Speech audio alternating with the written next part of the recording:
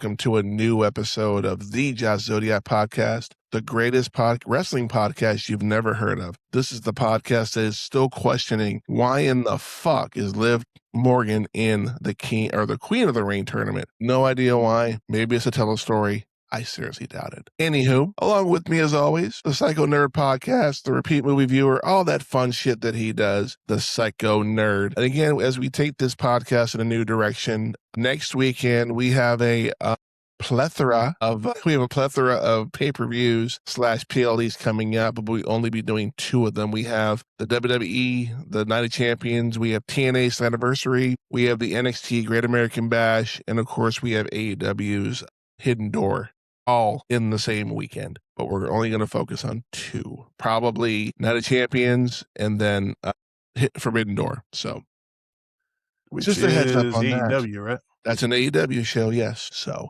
but for this particular review, we are going to go back in time to August 22nd, 2015, right before SummerSlam that year, as a matter of fact. We are going back right to before. NXT TakeOver Brooklyn. This took place in, obviously, Brooklyn, New York, at the Barclays Center. Attendance was 15,589 with the tagline, "The Battle for Brooklyn." And if I'm not mistaken, this show had 2 main events. You had Bayley versus Sasha for the women's NXT Championship, and you had a ladder match between Finn Bálor and, I almost said Samoa Joe, but he was in a different match.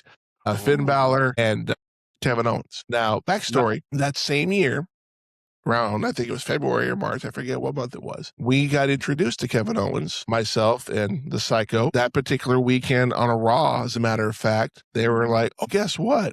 This Sunday in Corpus Christi, Texas, we're going to have Elimination Chamber. I heard that, and I immediately went to the internet and bought tickets and told Psycho, we're going to the Chamber. They weren't the greatest seats, but they were seats. They weren't terrible seats. Well, what's really funny is that we were debating on whether or not to go to the house show, because that's what it was originally. That's exactly We're right. like, are we going to... Had we bought tickets to a house show, we probably would have gotten pretty close to the ring, and they'd have been super cheap. So, missed opportunity. Yeah, well, that's what happens when you make that change literally a week or 2 before the show. But thankfully, you were online. You saw it right away. So it was like, oh, shit, yeah, we gonna get those tickets. And what a show it was. Yeah, well, if you're a fan of Kevin Owens. That was a great show. If you're a fan of Kevin Owens. I remember it probably... like it was yesterday. Yeah. What happened during that show? Let's talk about what happened during that show. No, let's not talk about that show, because that show was BS. How dare you? Yeah, okay, John Cena lost clean to Kevin Owens. But we're not here to talk about that show. We're here to talk about NXT Brooklyn. I'm here to talk about it. I'm sure you are. You can do it on your own show. That's not what we're doing here. Now, that being said, by the way, you sound a little crackly. Just because my voice is all fucked up right now. No, it sounds like an electronic crackle. No, you're fine. Almost like a speaker. Okay, nope, well, it's recording just fine. Remember, it records on your end and my end both. So true, but I mean, I don't know why it would be crackling on mine. I don't know, but I only hear it whenever you speak. Yeah, that's fine. But anyway, moving on. Anywho, we have Triple H actually introducing this particular show. Sorry, my mouse.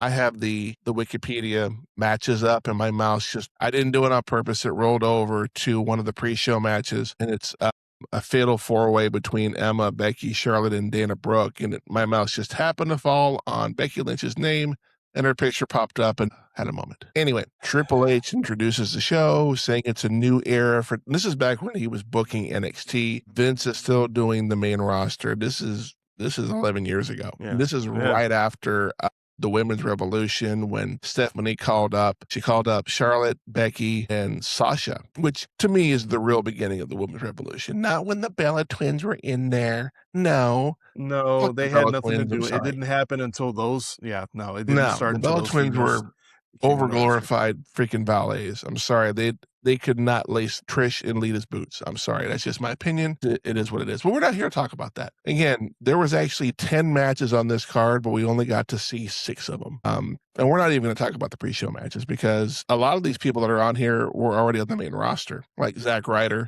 I forgot Chad Gable was actually in here with Jason Jordan back when they had their own tag team back in the day. This was before Jason Jordan was found out to be Kurt Angle's kid. This was before that DNA test went through. But we're going to start this review with the first match. We get Tyler Breeze coming out with his little selfie stick and the models dressed up as New York monuments, which if you knew Tyler Breeze's character and shtick back in the day, it works against a newcomer in his debut on NXT, Jushin Thunder Liger. I don't know a lot about this guy.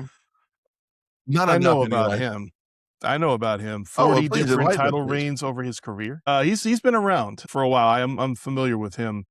He actually has over 40 different title reigns over the course of his career. The Fuck. commentators actually mentioned that, and I was like, "Is it that many?" I was like, "God damn, okay, cool."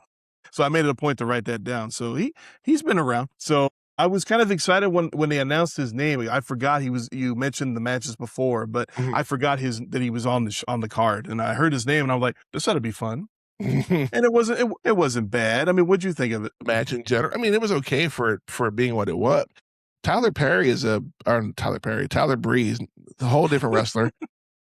But Madea is not a wrestler in WWE. So no, Tyler Breeze's shtick in NXT, and even when he got to the main roster, that's just what it was. It was just this self-absorbed guy, kind of cocky, kind of arrogant. We've never seen that in any wrestling promotion ever. But Didn't they put him with Fandango at some point? Yes, they were like the Right? fashion police or something. I forget what they were, but they kind of worked together. They were a perfect match together. So this was a decent match. It was only an 8-minute long match. Again, I think Tyler Breeze's assignment here was just to make Liger look good on his debut, and I think he passed the test. It was a decent match. It wasn't great, but it wasn't horrible. That's kind of how I feel. That was my consensus. I didn't think it was a great match, but it wasn't a terrible match. Yeah, it just it was a way to at least get the blood flowing. Yeah. Liger was doing a lot of good moves around the ring. It was a lot of fun to watch, and yeah, I feel like Tyler Breeze was kind of out of his league per se, but that's just my personal opinion. That's fair. But it wasn't terrible. I mean, neither one of the two really dominated each other for too long during the match. It was more like a back and forth kind of thing. Tyler Breeze getting on the referee for "Don't touch me." He's constantly like, "Don't touch me," all this other crap, and I'm like, "Lighten up, Francis." That was that was the persona of the character. So you I know, but I'm just like, it was hilarious. I thought it was actually funny as all hell. But otherwise, it was a nice little finish there at the end. You know what? It's all right. It is what it is. I don't think it was. Yeah, it is what it is. A decent start. Not a great one, but not terrible. Yeah, it was a good first match for the show. And again, people got to remember at this point in time, maybe a year before, NXT had a lot of talent, and right around this time, a lot of the talent was getting called up to the main roster, including the female talent as well. So they may have been a little thin in the women's division at this point, but they were pretty good about getting new talent back in the pool again. So moving on, we have a NXT Tag Team Champion match between Blake and Murphy with Alexa Bliss, who was their manager, so to speak, with the Vaudevillains. I had forgotten about the Vaudevillains, Aiden English and Simon Gotch, one of the most unique tag teams you'll ever see in professional wrestling. And those of us that remember, Aiden English on the main roster years later was the man who coined the phrase Rusev Day and sang it all the fucking time. We got the teams out there. Alexa Bliss grabs the mic, starts talking shit to the Vaudevillains like, "You don't have anybody, you've got nobody," and then they pretty much point to the ring. And I'd forgotten about this persona. Her name is Blue Pants. I don't remember this at all. I vaguely remember it. She comes out there, does her thing. She's just out there as an equalizer for Alexa Bliss, because Alexa Bliss had a habit of interfering in those championship tag matches. And it's funny, fun fact, at the time, Alexa was dating Murphy, who is now married to Rhea Ripley. So, go figure. Yeah. All full circle there. This was actually a pretty good match. I don't remember the tag teams that I remember from NXT besides the Vaudevillains at this time, Enzo and Cass, obviously, and then the Ascension. And all these tag teams just didn't mesh on the main roster. Nope, none of them did, and that's really sad. It's funny, and we can go deeper into this rabbit hole later on. But I always felt like some of the roster, when they went from the NXT roster to the main roster, they just fizzled. They were done. And part of me wants to think that's just hate from Vince, because he's not the one that discovered these people. It was Triple H that was recruiting, going out to independent shows, finding people, all that stuff. That's just my opinion. I could be 100% wrong, but that's how it looks. I don't know. I mean, that's you're very true about the fact that some people just did not mesh with the crowd after they hit the main roster, which I don't even understand. It's like the NXT crowd is pretty much the similar, if not the same, as the WWE crowd universe. So I disagree with that. I think but NXT fans when I'm starting to learn that there is a difference, a fan base from one versus the other, Yep. where all these other people like me, maybe they haven't been watching these people. They don't know who the fuck they are. Yep. They haven't been watching the past couple of years of all their development and whatnot. Yep. And they're just being thrown in. And it's like, well, you expect fans to just know who they are. And it's like, well, maybe you should promote them a little better along the way. Just and let's also keep in mind, this was in the middle of the WWE network for $9.99. They mentioned that, yeah. Yeah, $9.99. Don't forget. How we forget and how much you miss what you don't have. I miss the $9.99. I do. I miss it. Shit. And that's because I never took that shit for granted. I was like, dude, $9.99, all this content for $10 a month? Yeah. That's a steal. Let's keep that ball rolling. And then a few years later, you took it away from us. And they went to Peacock, and I'm like, when they went to Peacock, I'm like, okay, fine. I can still watch programming. And then like ESPN's like, we're going to charge you guys in America $30. Happy hunting. No, not happening. Sorry. We got off topic. I apologize. But yeah, go Blake and Murphy. Yeah. Again, this was a great match. I'm sure you have notes, so take it away. I have some. I mean, I had a little bit of trouble getting my concentration on this match because I was half asleep when I was trying to watch it. But when I dropped my pen. But once I really sat and watched it with a more fresher perspective, yeah, not a bad tag team match. I feel like everybody got their turn in the ring. It had a pretty good flow to it. Alexa Bliss got what she deserved towards the end of the match with blue pants. I guess that's that thing. Okay. But yeah, that was a thing. But yeah, that right there, that little bit of interference, whatever you want to call it, pretty much set up the tone for the final stretch of the match where the Vaudevillains, I love their final bit of teamwork before they got the win. Magic. It was so good. Like they were totally in sync with each other. I loved it. So not a bad finish, not a bad tag team match. And I forgot that it was for the tag title. So when they announced new champions, I was like, right, tag team match. My bad, or title match. Whoops. Yep. So we have new tag champions in the Vaudevillains, a victory well earned, if I may say so myself. And again, they never really translated to the main roster, which is sad because they're a really good team. I was going to say this before in regards to that.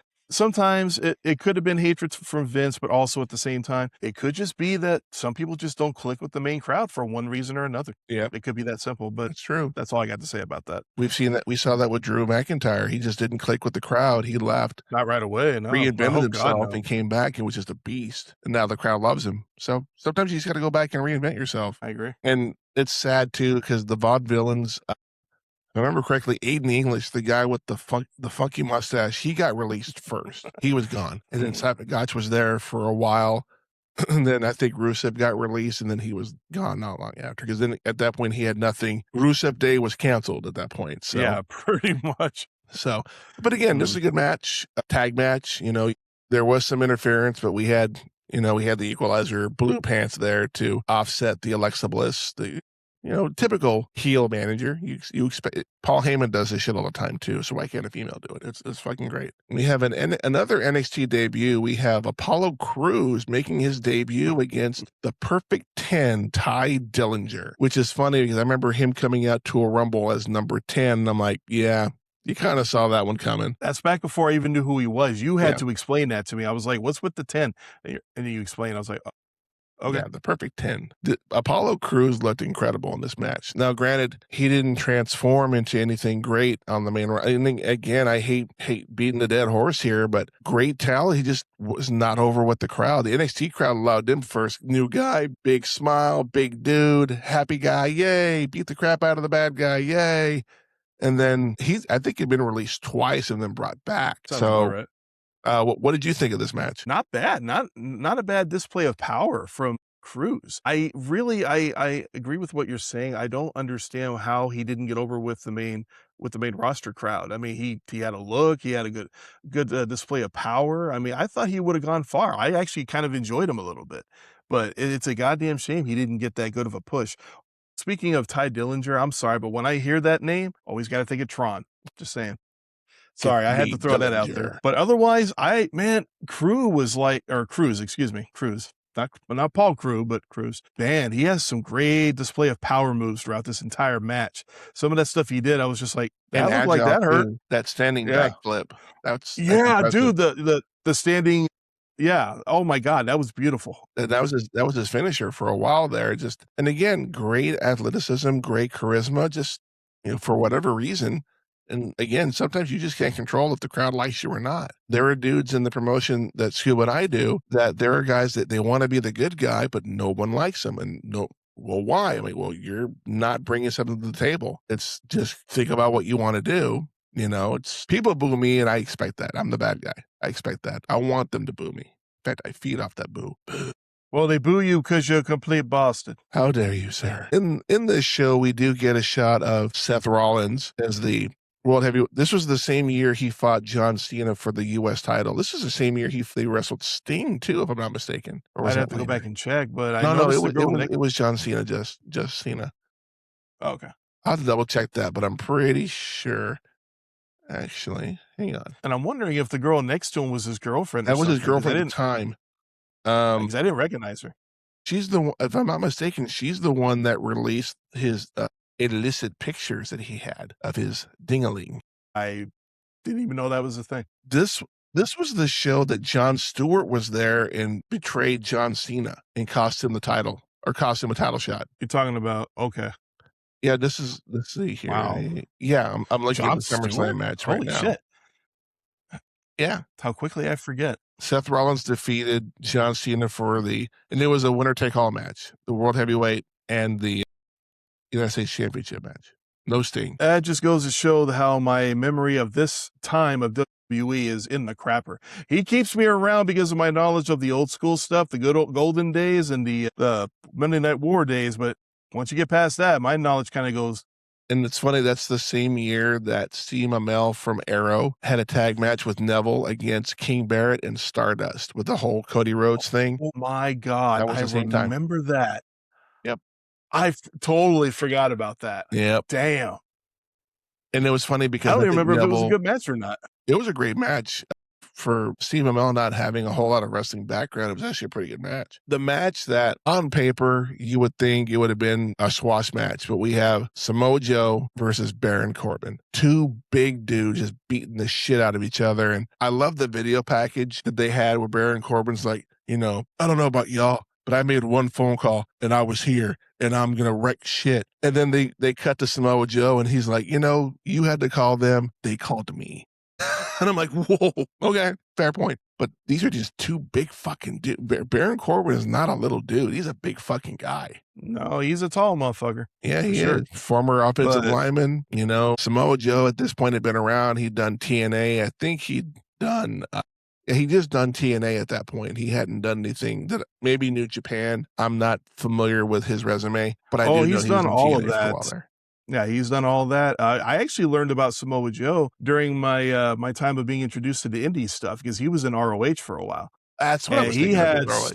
Yeah, he had some phenomenal matches. So him and Punk were both in ROH together, if I'm not mistaken. Yes, they were. So was the American Dragon. And if I'm not mistaken, this is the year that Punk left, or maybe it was before that. You know what? I was debating that earlier while watching, and I was like, is this before or after? It's got to be around that time. Because it happened right after the Rumble. Yeah, right. Yeah, pretty soon after. So I'll have to look that one up. But yeah, I'm pretty sure this is around that time. It sounds about right.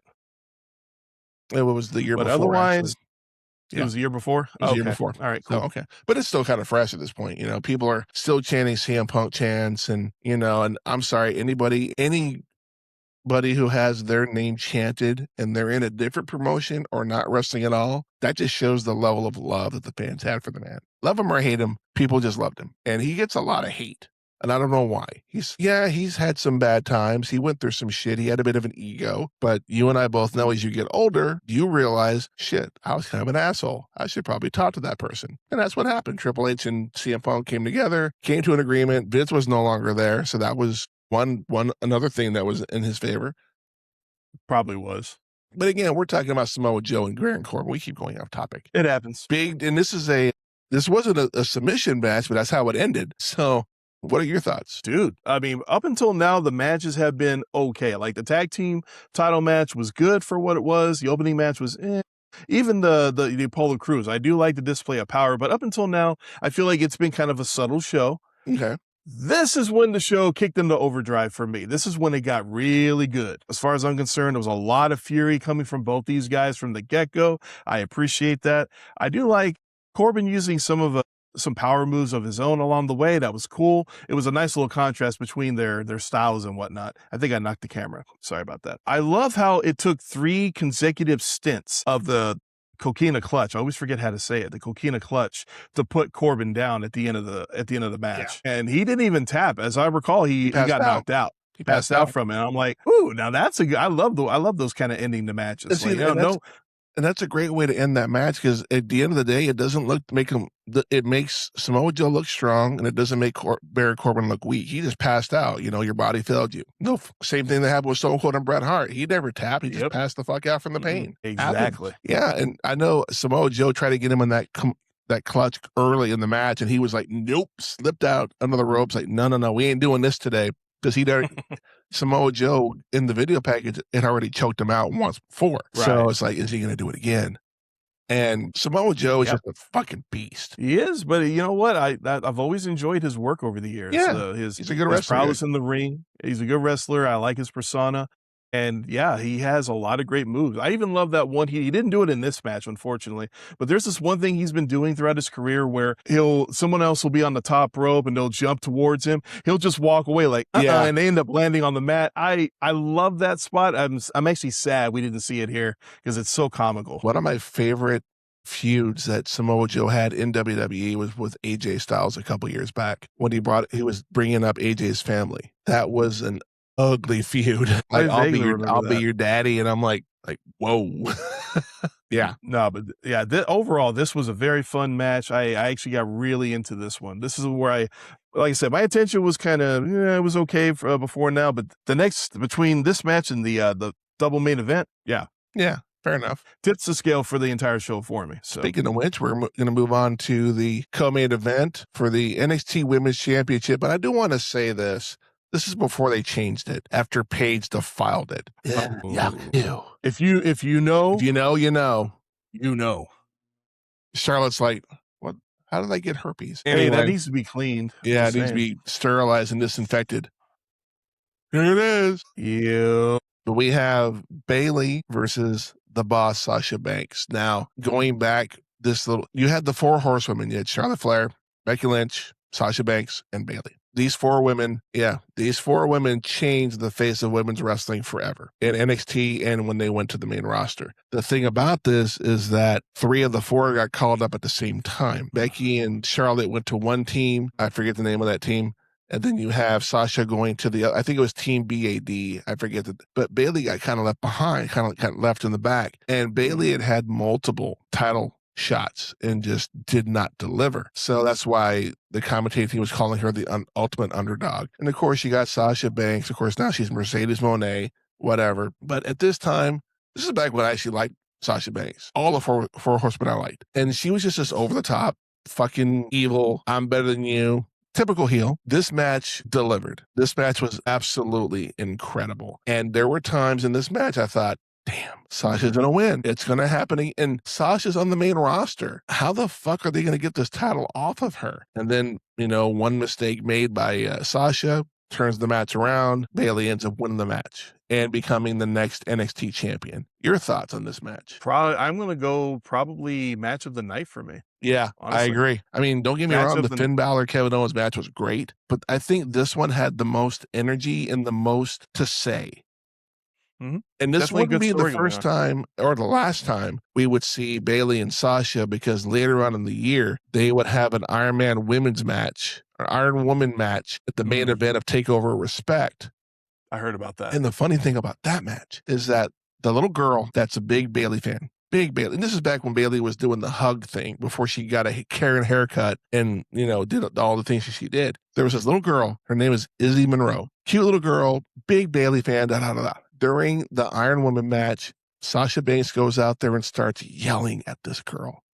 heard and about makes this. her cry. I mean, I'm sure it was all part of the story, which is fine. Hopefully. And she just berated this little girl. How can you be a fan of her? She sucks. And this little girl is physically fucking crying. But here's the catalyst to this. Izzy Monroe is now a professional wrestler in the indie circuit. How cool would it be if WWE signed her over and they pretty much have Izzy be the heel and turn on Bayley going, you know what? And that story writes itself. It does. That would needs to be a done. great It- storyline. And that could be, and they could even do where it's Bayley's retirement match down the road, because Bayley's getting to that point where all the 4 horsewomen are getting to that point where it's like, you know, it's probably that time to hang up the boots. You know, they've been doing it for so long now. Yeah, they have. But you know what? They've all done very well for themselves in their time. All of that. I forget that little springboard that Bayley did to Sasha off the top rope. That looked absolutely gross the way she hit the ground. Oh, well, yeah, she tried to do something, but then Sasha kind of just swatted her off, and that was ugly. That was like I don't know if that was intentional or an actual botch, but either way, man, I didn't like the way she hit her head. No, she hit pretty freaking hard. So yeah, it was pretty damn ugly. But man, this match from start to finish was a lot of fun. I love how they started out with fist and fire. Clearly, like you said, a lot of history between these two. So they go off hot and heavy in the beginning. A lot of verbal attacks coming from Sasha. You know, being a complete ass. I did enjoy the idea that Sasha was going after Bayley's right hand. Something about she had hurt herself or had an injury sometime earlier in the year. Mm-hmm. I've always said if you have to attack your opponent's weaknesses, because that's how you gain an edge. Something that me and my ex never see eye to eye on. She thinks it's a bad thing to do that. I'm like, no. If you're going to wrestle with an injury, that's on you for wrestling with an injury. That's your fault. You could have just, I don't know, not wrestled. Yeah. But who wants to do that? You want to go for the gold. I get it. But if you get hurt because of an injury, it's kind of on you. Just saying. You can't expect your opponent not to target it. But anyway. But no, I agree. You attack the weak. If they have a bad knee, you go for the knee. If they have a bad leg, you go for the bad leg. I mean, it makes sense. You do. You want to capitalize and you want to win as quickly and as cleanly as possible. Yeah. But I do agree. This candidate for match of the night. It was a great match, and this is just one of 2 matches they would have together. And the Iron Woman match is even better. The Iron Woman match is even better than this one. I'll have to check it out sometime. Although it was a 30-minute Iron Woman match. It wasn't an hour, it was only 30 minutes. But still. I'm sure they utilized all that time as best they could. Oh yeah, big time. There was one particular move that I thought was particularly ugly. It almost, I don't even know what the hell it was. It looked like a reverse Hurricane Rana or something like that. With Bayley, towards the end? Yeah, there towards the end of the match. That was beautiful. Like, oh my God, that was like the stuff of legends. But Sasha just kind of took it and then sat up and was like, no, I'm done. I'm just glad none of them got hurt after that shit. It looked pretty ugly, but that was beautiful. And it went right into the Bayley, belly to belly. I always get that wrong. Bayley to belly, yeah. And Bayley to belly. I always say it wrong. Yeah. So, yeah, we can agree this was arguably the match of the night. So we move on to the main event, ladder match. NXT Championship. Kevin Owens versus Finn Bálor, or shall we say the Demon Finn Bálor? Yes, the Demon. Yes. The Demon Finn Bálor. And if I'm not mistaken, a year or two later, at around this time of the year of SummerSlam, is when Seth Rollins versus Finn Bálor for the newly crowned Universal Championship. And right here in Corpus Christi, Texas, we got the main roster debut of the Demon Finn Bálor. That was the same night the dude went through the crowd to try to attack Seth. You remember that? Vaguely, yeah. Scuba was sitting like 2 rows to my right, and we thought the dude was part of the show, so we didn't say anything. And he went right through security. I do remember that now. Okay. He went through security like it was nothing. I think it was a John Cena appreciation night too. I mean, that might have been a different show. But I do remember this dude walked through the crowd like no big deal. He jumped up. He tried to get Seth, but when he tried to get in the ring, he didn't know how to get in the ring, so he kind of fumbled, and security was already there. And Seth Rollins was like, "Is this the best you could do? Is this the Demon?" Like, played it off well. And this is not the first time that Seth has gotten attacked by a fan, by the way. There's another video of him walking to the back, and a fan just spears him and starts beating the shit out of him. And then security had to go out there and and then Seth gets up and starts hitting him back. Like, how dare you hit me? Don't you know this is fake? Yeah. Once again, you get in the ring, you get what you deserve, man. Especially if you're not part of the show. Well, that's what I mean. Like, if you're somebody that's just running in and you get tackled, it's like, I don't want to hear about any lawsuits. You got involved. You got what you deserved. Let Straight me up. I have no clarify. sympathy for anybody. Let me clarify. Wrestling is not fake. It is scripted. No. The moves hurt. Trust me, I know. Yes, They hurt like hell. it's scripted. Let's be clear on that. We don't use that word. We don't like Yeah, that I know. word. It That's a came out. bad word. Anywho, Well, Finn Bálor versus Kevin Owens, NXT Championship match. What can we not say about this match? This match was brutal. You know what? I appreciate that for a few minutes, nobody went for a ladder. It was just them having a wrestling match at first, just kind of, doing their thing in the ring at first. And I think it was, who was it? It was Owens who was walking down the ramp. He's the first one to grab a ladder. But you know what, man, for my money, I always hate the whole sound of like ladder on flesh during ladder matches, because it just, even though I know they're not real, it's not real metal, it's all wood and it's painted over. Most of them are, yeah. Most of them are, but that shit still has to hurt in some fashion or another. Especially when you hit somebody with a ladder, you fall down and it lands on you. It's like that's gotta hurt somehow, I would think. You know what I mean? That actually did happen at one point during the match on the outside. But beautiful power bomb on the Demon from the ladder at one point. He had Owens and he just dropped him on his back. I thought that was beautiful. And that was the wooden ladder, by the way. You could tell it was the wood one, not the metal one. Exactly. Yeah. But still fun to watch, although Kevin Owens returned the favor on the outside by giving a pop-up powerbomb to the Demon right there on the fucking apron. And not just the apron, but the hardest part of the ring. That's what I mean. I hate apron bumps, man. They make me feel terrible for these people. And it's funny because that's how Finn Bálor got hurt a year or two later. That little, that shot on the barricade outside that dislocated the shoulder. He won the match, great, but he was only the title for 24 hours, which sucked. It sucked. I'm still unhappy about it. And the fact that he's never gotten back to that title is insulting to me. Almost a decade later. I wanted King Demon. I wanted the King Demon for King of the Ring. It would that would have been cool. Him but you know what, dude? They've had good. Yeah, I'm saying him versus Dom for that match. And I know we're getting off topic again, but I've had time to think about this. I'm actually, and you're probably gonna fall out of your chair when I say this, but I'm okay with Jey Uso winning the King of the Ring. Let me tell you why.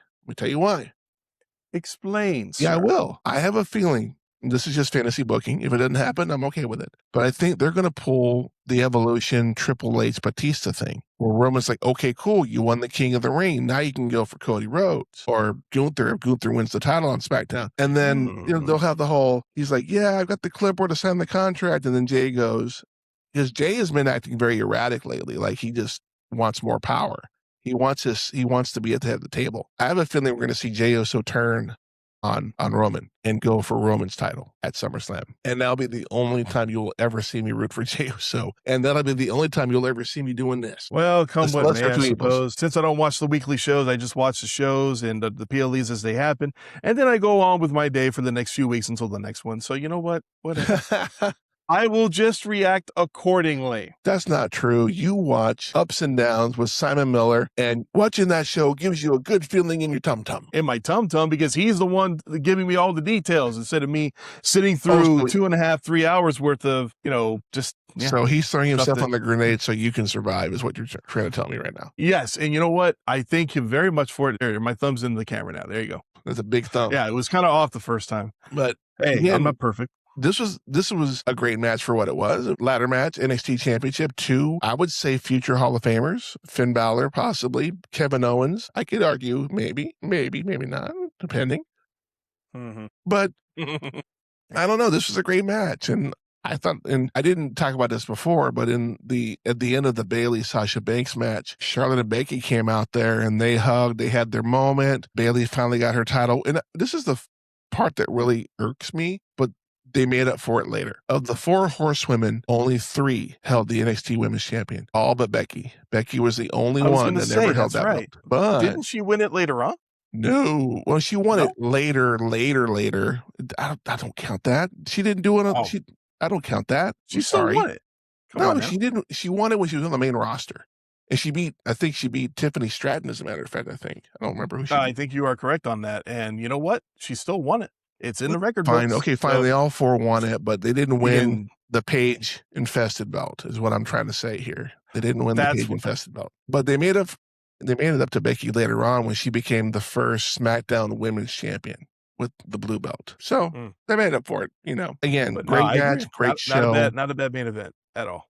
Now, I said earlier there was pre-show matches. I have since looked on here. That is not correct. The 4 matches that were filmed, they were for a future broadcast of NXT. They were not filmed. They were not pre-show. Oh, they weren't live. They weren't live. Because you have the Hype Brothers, which is Zack Ryder and Mojo Rawley, Enzo Amore and Colin Cassidy defeating Dash Wilder, Scott Dawson, Chad Gable, and Jason Jordan. You have Eva Marie beating Carmella. Ugh, sorry, no talent. I know you're not a fan of either one of them. I'm not. I'm really not. No, they're not far behind the Bella Twins. So you know what we were a fan of? Enzo and Cass, and you can't teach that. Had to do it. We had Bull Dempsey defeating Elias Sampson, which I believe became just Elias. Hello, my name is Elias, and I want to sing this song. And we had a fatal 4-way match, which was Dana Brooke, Emma, Charlotte, and Becky. And this is back when Charlotte was going just by Charlotte. There was no Charlotte Flair yet. And it's funny, I want to say 8 months later at WrestleMania 32, the 3 of the 4 horsewomen, Sasha, Becky, and Charlotte would be in that match for the newly crowned women's champion. They got rid of the tramp stamp belt and went to an actual belt. And by tramp stamp, I mean the butterfly. Well, you're saying it for the people that don't know. Okay, cool. I've heard people call it the tramp stamp belt. I couldn't agree more about it. It just, I don't know. I mean, I didn't like it because it didn't look like an actual championship belt. It was too colorful. But then again, I'm a man. It's a woman's title. It's all about what the women think. My opinion probably doesn't matter to the female community. But for my money, I want to see the females. It's like you talk about equality and whatnot.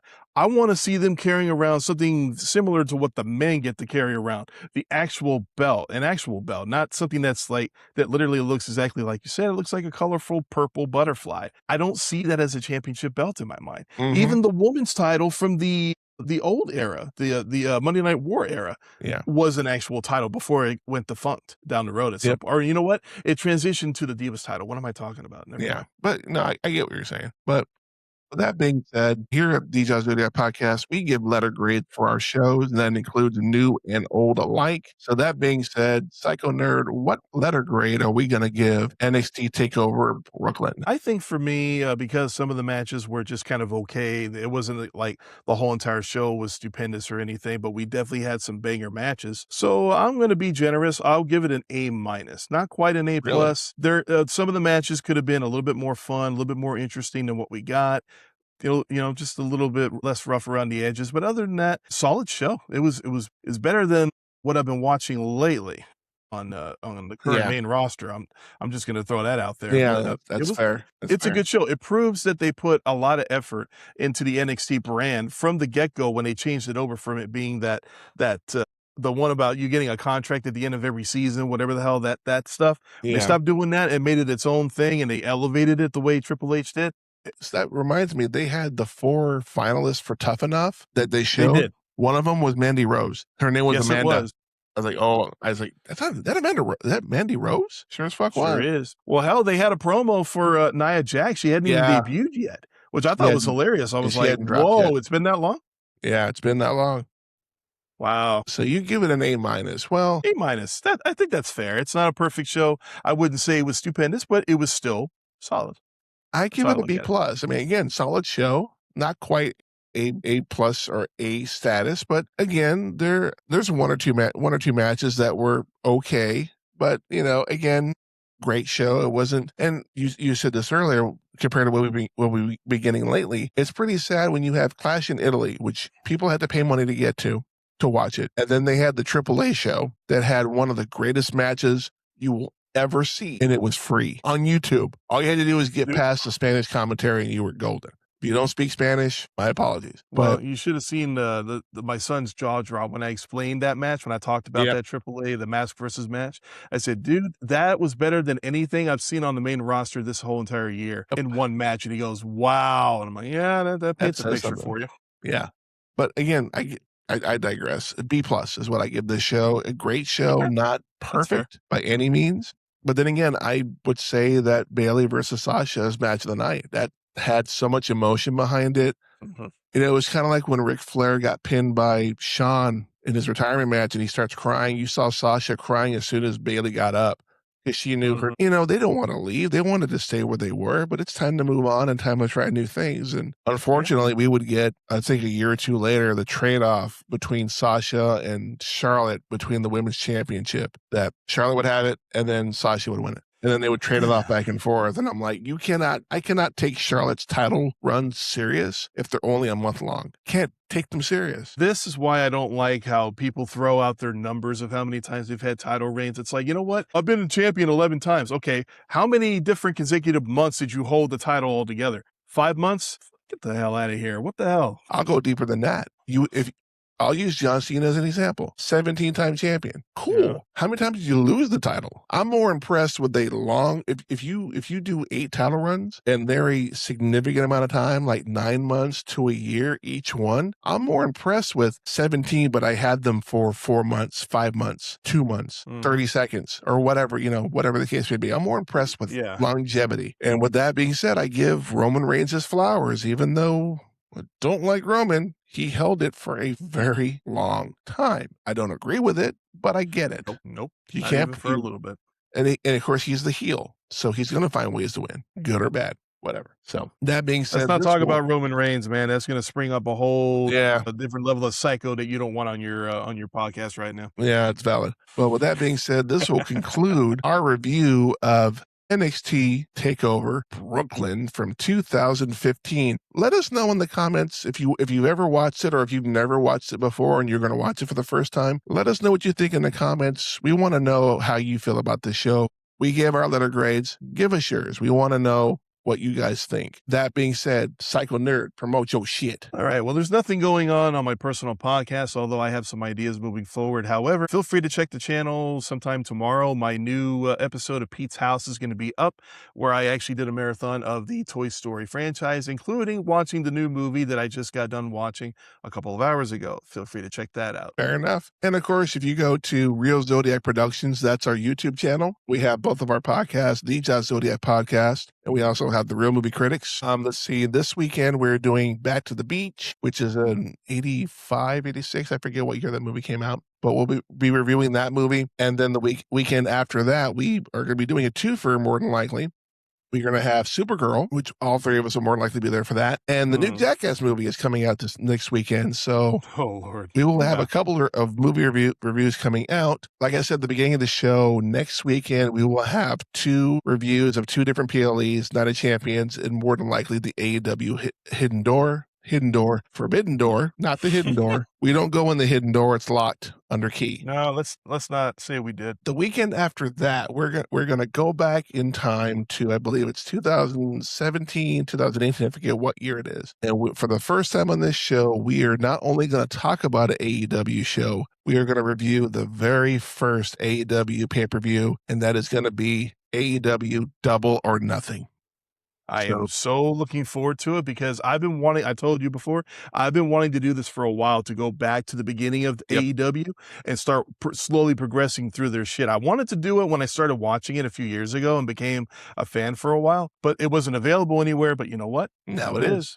Thanks, everybody. I appreciate it. Thank you. I think going forward too, I think we may go back to promotions' first pay-per-views. Like we may go back to the NXT's first one, TNA's first one. We could even go to an ROH show and see what we can find. The sky's the limit on these. Just the very first show that they ever put out, like their first pay-per-view. So stay tuned for that. We'll have more information as that goes on. And again, make sure you like, subscribe, and follow the show. Again, you can find DJ Zodiac and also the Real Movie Critics on YouTube under the Real Zodiac Productions, as well as their respective names on Spotify and, of course, Apple Podcasts. But for the Psycho Nerd, I am the Jazz Zodiac. This has been the Jazz Zodiac Podcast. We want to thank you for watching or listening. And I want you to remember, kids, in a world of Superman, be the Green Lantern. We will see you next time.